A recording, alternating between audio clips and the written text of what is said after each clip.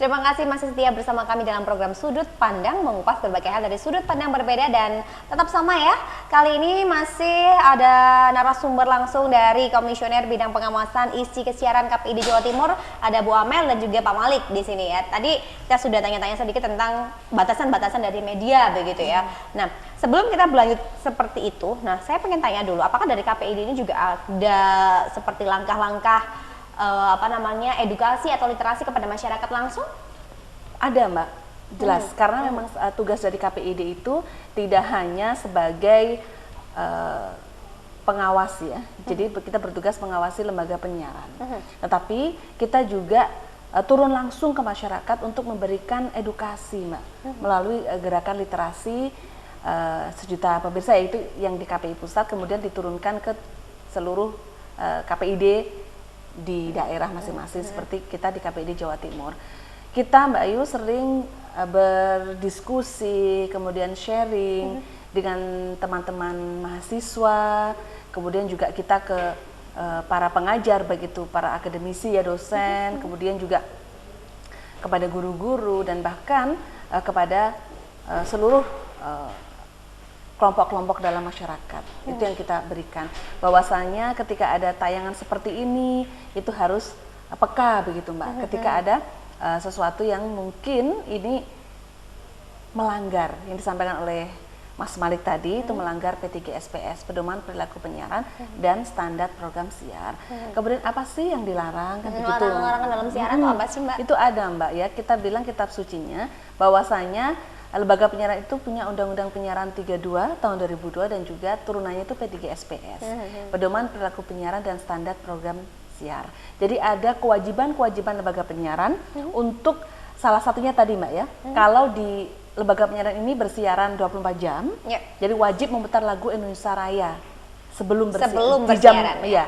Kalau siarannya 24 jam dari jam 6 pagi, kemudian ketika closing ditutup jam 24.00 itu dengan memutar salah satu lagu nasional, Boleh Syukur Padamu Negeri.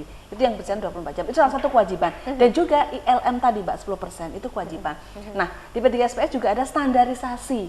Ya, standar yang harus diperhatikan oleh teman-teman lembaga penyiaran untuk membuat programnya. Nah, yang tidak boleh itu melarang gitu loh. Dan itu tentunya tidak boleh.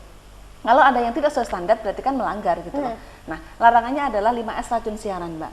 Apa ya, itu? kita formulasikan itu yang selalu kita bawa untuk roadshow ke 38 kabupaten kota, bertemu dengan teman-teman mahasiswa, juga teman-teman lembaga penyiaran. Kalau lembaga penyiaran jelas Mbak ya, kita langsung ke teman-teman lembaga penyiaran. Tapi kita tidak hanya keberadaan KPD ini kan seperti masyarakat umum kan taunya cuman antara lembaga penyiaran ya, TV radio dengan KPID-nya. Tapi kita juga pengen hadir bersama-sama untuk bisa langsung terjun ke masyarakat.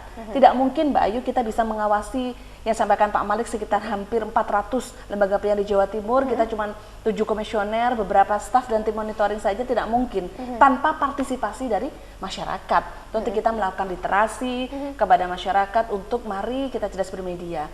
Kalau ada 5S racun siaran tadi Mbak ya, itu bisa diadukan ke kami. Tadi tanya Mbak Ayu ya, 5S tadi ya. Bukan senyum sapa itu loh ya. Bukan ya, loh. Bukan senyum sapa salam berarti. Beda ya. S yang pertama itu adalah saru. Kita ketahui Mbak ya, hal-hal yang nggak pantas untuk ditonton ya. Itu saru. Yang kemudian 2 adalah sara. Tidak boleh ketika lembaga penyiaran itu menyiarkan yang sampai menyinggung sara tadi ya, suku, ras, agama. Kemudian sadis, tentulah, karena jangan sampai menimbulkan kengerian ya. Jadi lembaga penyiaran itu yang nonton ini kan kita tidak bisa prediksi ya Mbak. Betul. Saya punya balita, nah, kalau melihat secara langsung itu kan bahaya sekali. Kalau kita yang dewasa sudah bisa memilih dan memilah. Ketika kita sosialisasi kepada teman-teman mahasiswa, kepada ibu-ibu ataupun yang lainnya. Kemudian sihir Mbak, ini yang menjadikan kehati-hatian dari teman-teman untuk bersiaran, tentunya jam tayangnya ini kadang-kadang yang perlu untuk diperhatikan. Kadang-kadang memang untuk acara semacam ini harus di jam 22.00. Yang kelima, yang kelima adalah siaran partisan dan ilegal.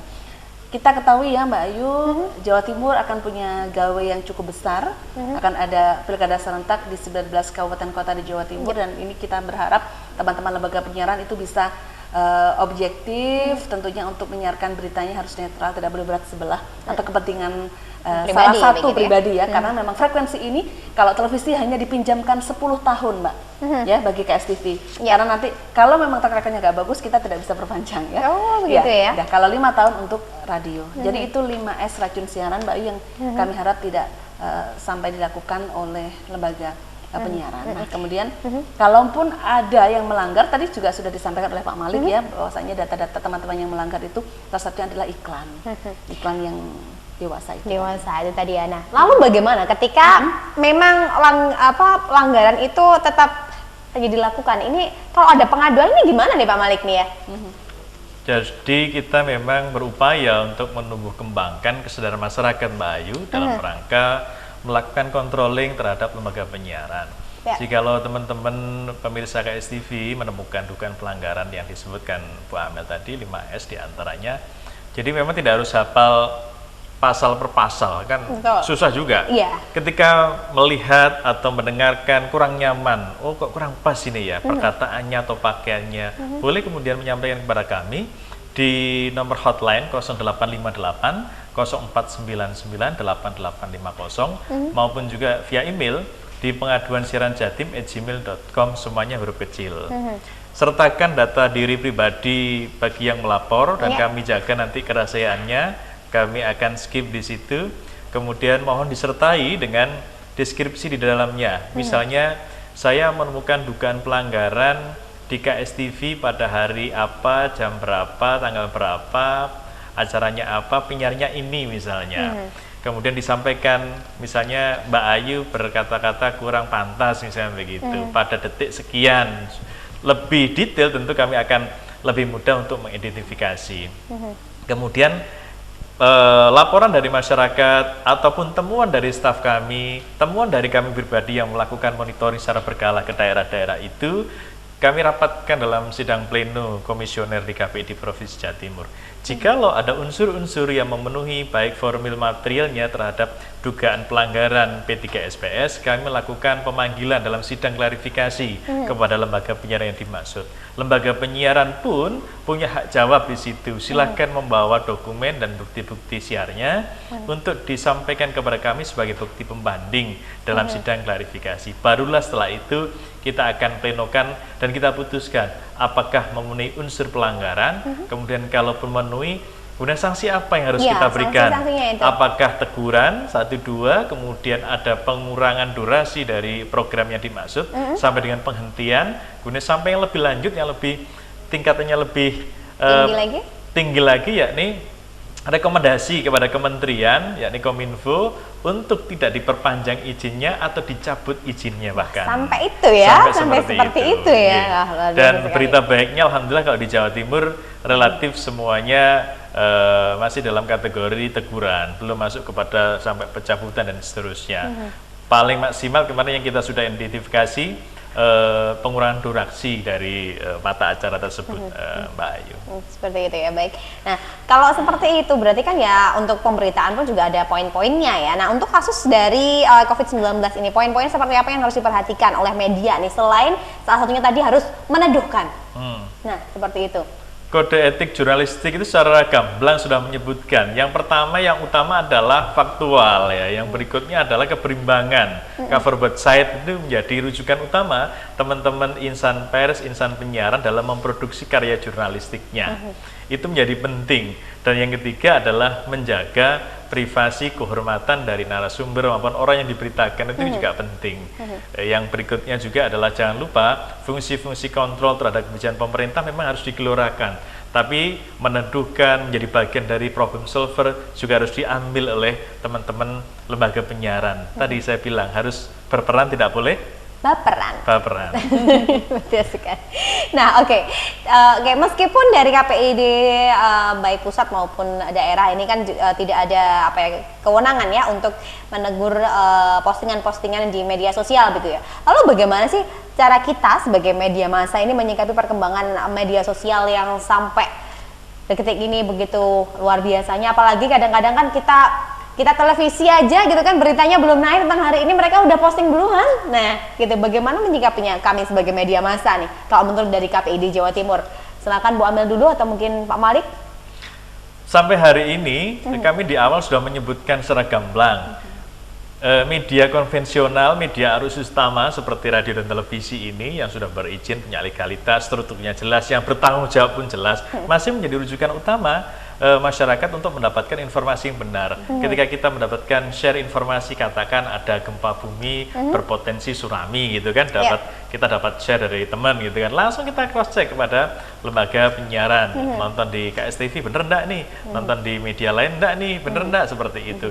Itu yang pertama. Jadi apa yang harus diambil oleh teman-teman lembaga penyiaran yang sudah berizin seperti KSTV, menjaga betul marwah dan netralitasnya. Kompetensi dari SDM ditingkatkan, sumber dayanya ditingkatkan, kemudian independensinya ditingkatkan. Jangan sampai istilahnya, mohon maaf kalau istilahnya orang Jawa itu melu grubyuk gitu, asal tren kita ikut, jangan sampai. Justru ini akan menyesatkan begitu. Terlebih lagi, jangan lupa selain isu tentang COVID-19 atau Corona ini, persiapan setengah dilakukan oleh teman-teman di KPU dan Bawaslu dalam rangka menyongsong Pilkada 2020 yang akan datang. Nah, titik penting harus kita tekankan apa? Netralitas, independensi lembaga penyiaran harus kita jaga betul.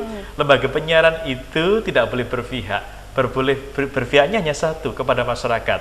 Pasangan calon, walaupun kita teman dekat, walaupun itu adalah karib kita, sahabat kita, bahkan keluarga pun perlakukan hal yang sama dengan kandidat yang lain, karena frekuensi ini adalah milik publik, bukan milik per orang gitu kan, kira-kira begitu, Mbak. Ya, ini namanya Mbak Ayu ya, terkait dengan tadi apa yang lembaga penyiaran yang media mainstream ini ketika telat, jelas dong Mbak ya, karena sudah duluan broadcastnya bertebaran. Saya nambahin dari yang sampaikan Pak Malik, itu betul netralitas.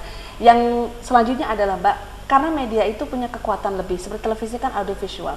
Ketika informasi disampaikan, itu bisa menayangkan tokoh atau pakar dengan cara wawancara, memberikan kutipan ya dari misalkan dokter di rumah sakit yang dirujuk sebagai rujukan corona misalkan ya, kalau isu sekarang kan sensitifnya corona, seperti itu Mbak. Ini yang kelebihannya. Jadi teman-teman lembaga penyiaran media mainstream nggak usah galau, biarkanlah yang medsos itu berterbangan, tapi kita real, kita faktual, dan kita punya kekuatan bahwa kita bisa mendapatkan sumbernya itu jelas dan langsung dari pakar. Kalau bicara tentang data tentang pasien misalkan di rumah sakit, kita bisa ke rumah sakitnya. Mungkin itu tambahan saja Mbak. Seperti itu. Berarti kita sebagai media sosial ini tidak perlu ya untuk mengcounter berita-berita di kita sebagai media massa tidak perlu ya kita mengcounter berita-berita yang ada di media sosial seperti itu. Iya, jadi harus tetap dianalisis Mbak, ya, dan di cross check ya, karena kan punya reporter, ya kan? Kita ini memang sampaikan Mas Malik bahwasanya lembaga penyiaran mainstream ini punya kekuatan lebih Mbak, ya kan? Jelas, jadi faktualnya itu sangat jelas sekali. Teman-teman punya reporter bisa cross check ke pihak-pihak terkait dengan kebenaran berita-berita ini. Kalau medsos kan nggak tahu ini siapa yang ngirim, sumbernya dari mana, ngutipnya jangan-jangan namanya siapa, begitu Mbak. Itulah kekuatan dari media mainstream, televisi dan radio. Berarti itu salah satu ini juga salah satu angin segar buat pemirsa KSTV yang sekarang lagi nonton begitu kan ya. Jangan lebih percaya media sosial nih daripada media massa yang benar-benar akurat seperti televisi, radio, seperti itu ya. Karena sekali lagi kalau kita di televisi, kita di radio, kita pasti ada tim di situ ya. Kita harus ada yang saling mengkontrol, kita juga ada monitoring dari KPID juga di situ.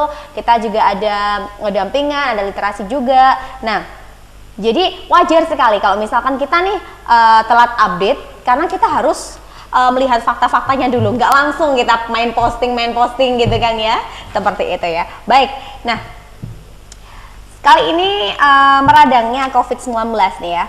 Kalau untuk himbauannya sendiri kepada masyarakat seperti apa dari KPID? Karena ini kan karena kita tahu sekali bahwa sekarang bahkan juga panic buying seperti itu.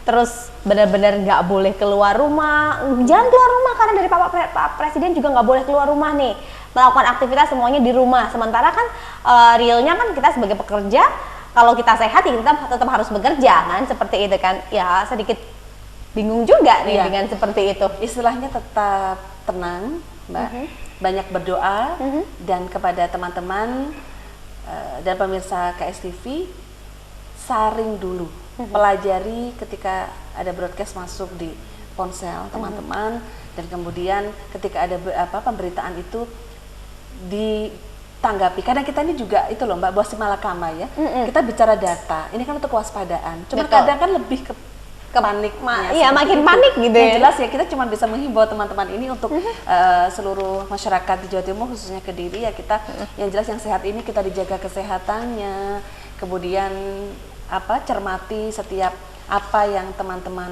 baca dan teman-teman lihat ataupun dengar. Seperti itu ya. Informasi apapun. Masih ada satu segmen lagi pemirsa, jadi manfaatkan. Kalau mau telepon bisa telepon interaktif di 0354694488 ya. Masih bersama dengan Pak Malik dan juga Ibu Amalia dalam program Sudut Pandang, mengupas berbagai hal dari sudut pandang berbeda.